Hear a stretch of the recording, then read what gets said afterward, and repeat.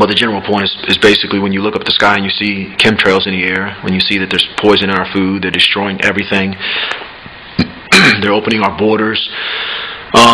Again, the list goes on and on and on. Most people just can't seem to accept it because then they think, well, what about the Jew? You know, the Jewish guy that lives across the street from me is probably like my brother-in-law, right? He's blonde-haired. I don't know if he has blue eyes. He has light eyes. His mother is basically blonde-haired, blue-eyed, a pure Aryan woman who married a Jewish guy.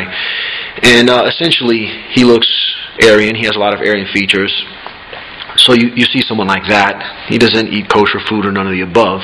So if you just have that person, and we all know a few Jewish people, right? But if you have just that person to base your opinion on, to make an assessment of the situation, then you're going to say, well, look, he's not in on some conspiracy. Of course, I've never once said that every single Jew in the world is in on some conspiracy. Of course not. But there are shot-calling Jews. Then there's certain levels of accountability that everyone needs to have. Again, you have an army of Jews who are censoring the internet, who know they're doing wrong. When you silence someone, when you silence the opposition by any means necessary, you don't even let them say their point of view, you don't even want to analyze the facts for yourself, then there's something inherently wrong with that. They know they're doing wrong. But a lot of them are also believing wholeheartedly that they're the victims of the world. Oh my God, another Holocaust. This guy, Scott Roberts, is an evil guy. And they actually believe these things. I'll grant them that much because they have been brainwashed and prepared in such a way. And you'll even have, again, these people who look whiter than I do, who would call themselves Jewish, who would identify themselves as being Jewish, and they would feel that same way, you know. And it's mindless. They totally dismiss the fact that, well, they're 99% Aryan, of course, but they'll identify with that one little percentage, however small it may be, of Jewish blood. And again, everybody would rather be, most people would rather identify with the victims and stuff like that than the perpetrators. Everything's ass backwards because the Jews control the flow of information, of course. Jew cries out in pain as he strikes you. We know that. They don't. That's the problem. And I don't expect this video to reach them and then any of these people to suddenly say, yeah, okay, well, Scott says that these shot-calling Jews are going to, that I'm next in line, essentially, that they really don't care about me. Most of these people would never analyze the facts, let alone accept anything, or, to take it a step further, accept that they are nothing but stupid goyim to be, slaughtered just like the rest of us. They're not going to accept it, especially if they're 20% Jew by blood. These shot-calling Jews don't give a damn about. It's just mindless, but that is certainly a roadblock, a mental roadblock, a hurdle that most people just they just don't have the ability to get past it. Because we all know this average Jew just lives down the street. He might be a little bit tight with money, and he might, live up and prove some of those stereotypes, those commonly accepted stereotypes as being true. But he's not this parasitic, blood-sucking monster that some of us, right? Some of you people describe. That's what they would tell us.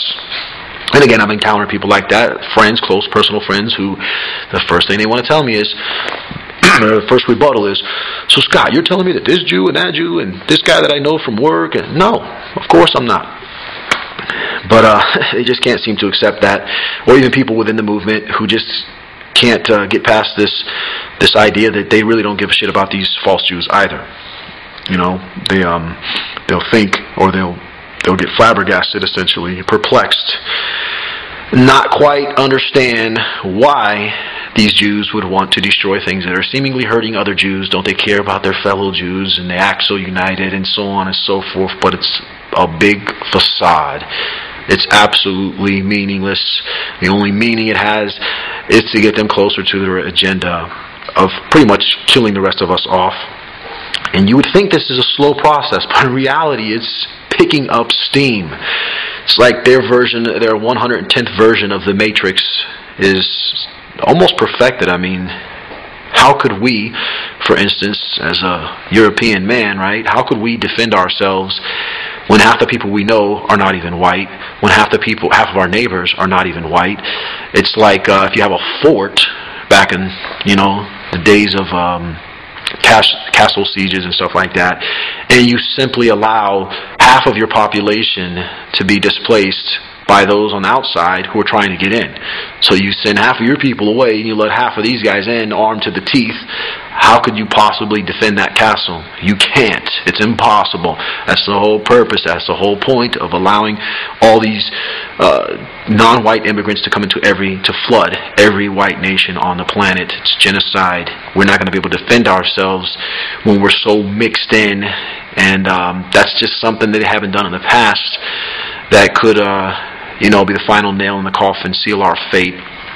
Perhaps not today, but the numbers are increasing. Obviously, whites are becoming minorities in their own countries, and if you can't see where that's blind to reality, you have no vision to see just a few years in the future. Again, most people who talk about conspiracy theorists, I'll just use that word just for the hell of it to make my point.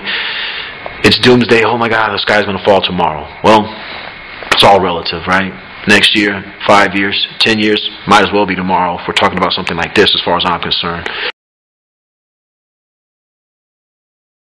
I guess the last thing I can close out this video with is a question to those of you who want to blindly and very aggressively defend those who oppress you, whether you realize it or not. These people have been poisoning you your entire life in every way that a person could possibly be poisoned. Yet you still want to blindly defend these people, and you want to get angry at a person such as myself who's calmly and peacefully just speaking.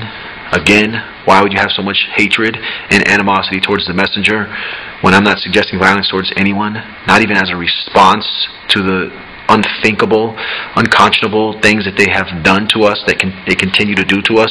And even though I know how awful it's going to be in the future, when they have absolute control, it's going to be hell on earth for Gentiles.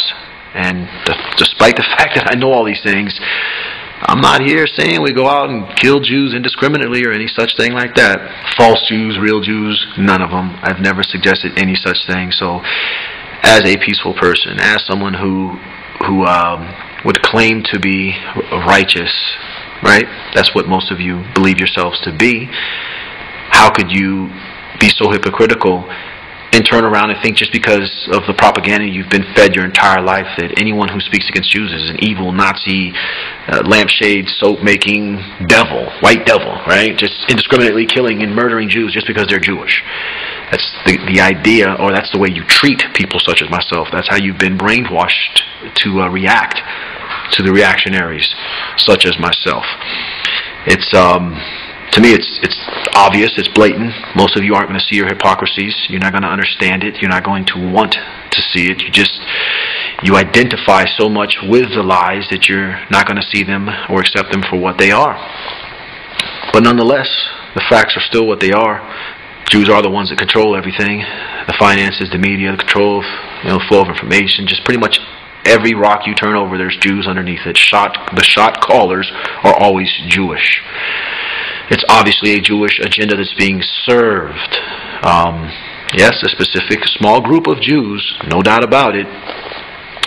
What percentage of them doesn't even matter, but I would say that it's a minority, especially when you start factoring in all these false Jews, converts, and people who the real Jews themselves would never accept.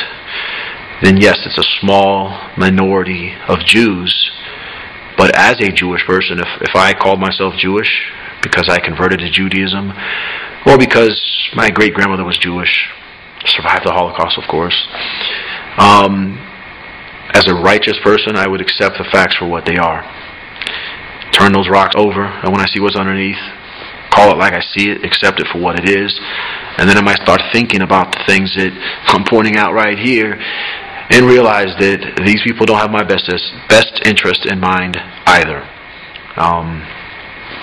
If you can't see that, if you continue to defend those who you can't even offer any logical rebuttals, you can't even defend them, you have to attack the messenger, that's your only real defense, silence the messenger. When you have to do that, that should let you know that you're on the wrong side.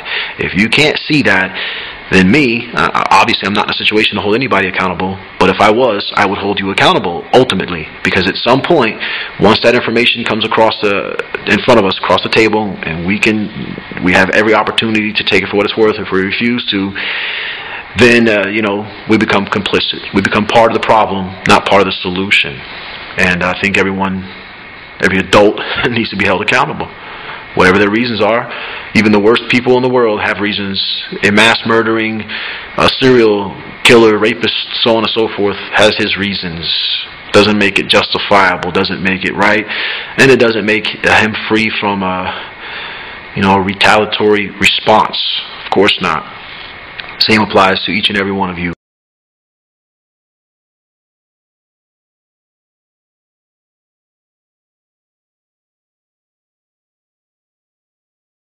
In any case, to those of you who believe yourselves to be Jewish, or if you are in fact part Jewish, you need to reevaluate the situation. You need to take things for what they are, distance yourself from your own emotions. Those emotions are not really your own. They were programmed into you. And accept things for what they are, and then realize that your best interests are not being served by your actions, which again are based entirely on emotions. They're not based on any facts, nothing you can verify. If you find yourself getting pissed off and frustrated at somebody who calls you out and simply asks you to present some real facts to your bullshit claims, like the Holocaust and stuff like that, other Jewish stories of being victimized. Again, it's the other way around. That's what the facts prove. But if you just want to hang your hat on the emotions that you have, you don't know why you have it, but if you just want to ride that out until the end, again, you're going to knowingly stay on the wrong side of things.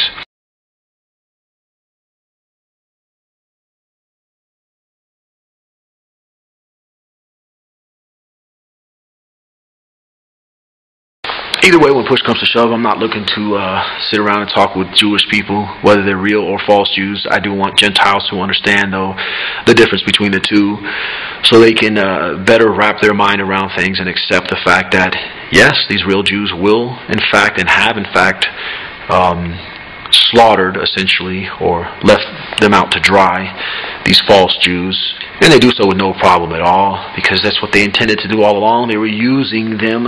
These are nothing but goyim to them.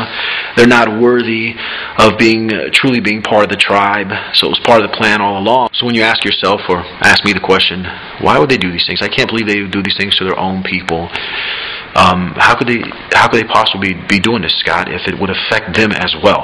No, it doesn't. It does not affect those who are actually responsible for these things.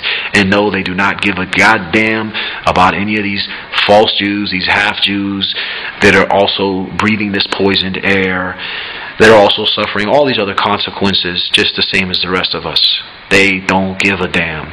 Simple as that. To me, that explains it. I don't need to go any further. I don't need to look any further other than to individual instances, individual things that they're doing. But I know that they're doing these things with reckless abandon because they don't give a damn about the people who are being affected by these things. Not even the small percentage of people that they're sacrificing in the process, gladly, happily sacrificing in the process of killing the rest of us off, of doing all the other things in the